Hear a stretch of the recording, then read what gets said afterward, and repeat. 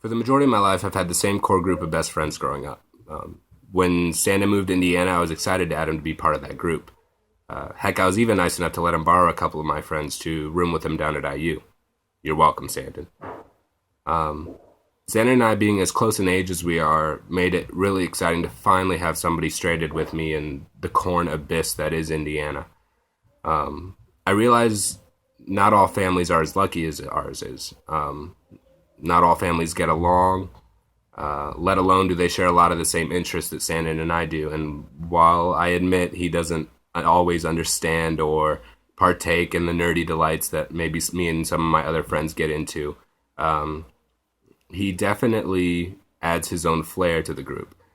I mean, without him, I wouldn't have someone to quote classic SNL quotes with or reenact classic SpongeBob episodes with, which we all know is Band Geeks, and he will be the first person to tell you that.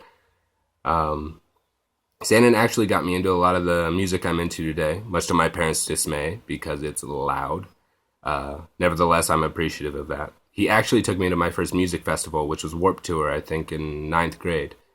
And we had such a good time that it kind of became a tradition where I started taking my brother and maybe Kieran or Sandon himself, and we would just go and have a great time. And maybe without him taking me, that never would have started.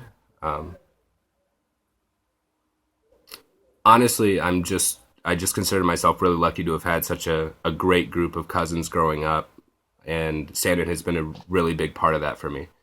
As for Stacy, oh gosh, how do I put this lightly? Well, we didn't exactly start off on the best foot.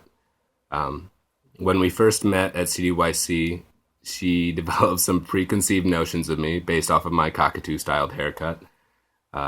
Probably not my best idea in hairstyle, but hindsight's 2020, so whatever. I'm glad we moved past that to a strange relationship, but it definitely makes spending time with them a lot of fun.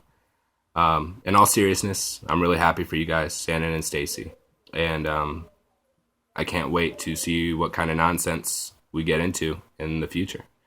Love you guys.